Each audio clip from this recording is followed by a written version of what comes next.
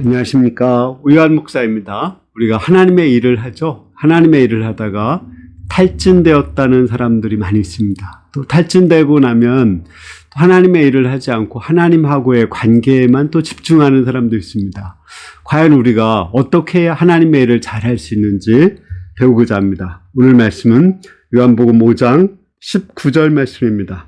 그러므로 예수께서 그들에게 이르시되 내가 진실로 진실로 너에게 이르노니 아들이 아버지께서 하시는 일을 보지 않고는 아무것도 스스로 할 수 없나니 아버지께서 행하시는 그것을 아들도 그와 같이 하느니라. 우리가 하나님의 일을 할 때 가장 빠지기 쉬운 문제가 뭐냐면 하나님과의 관계성이 없이 열심히 일만 하는 거예요. 이렇게 하나님과 관계성이 없이 일을 하다 보면 열심히 일을 하다가 결국은 지쳐요.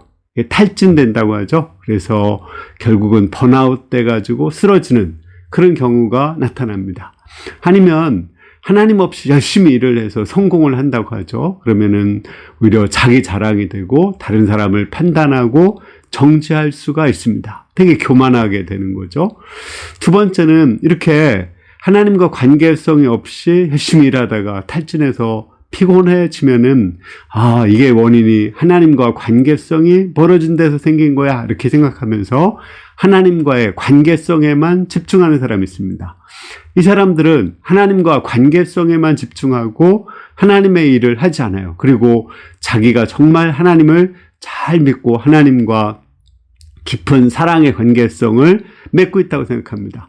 근데 일이 없이 하나님과 관계성만 맺고자 하는 것은 마치 영적으로만 관계성이 맺고 우리의 그 육신으로는 하나님과 관계성이 안 맺히는 거거든요.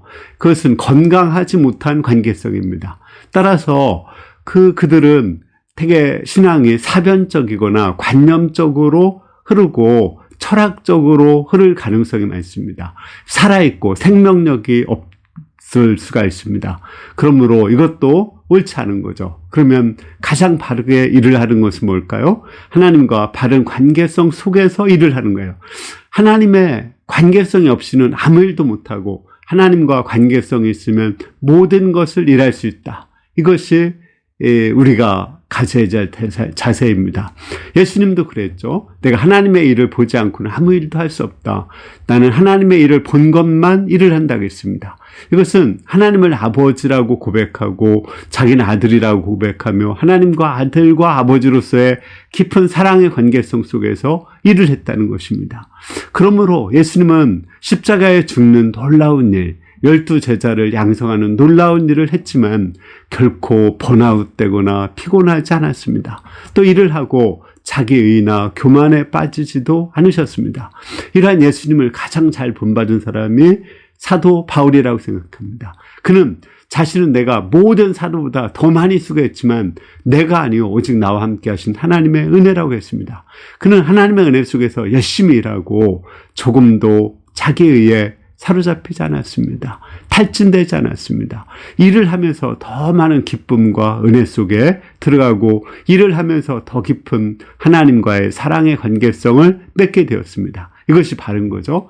결론적으로 우리는 하나님과 관계성 없이 일하는 것도 경계해야 되고 일을 하지 않고 하나님과 관계성만 맺으려고 하는 것도 경계해야 됩니다.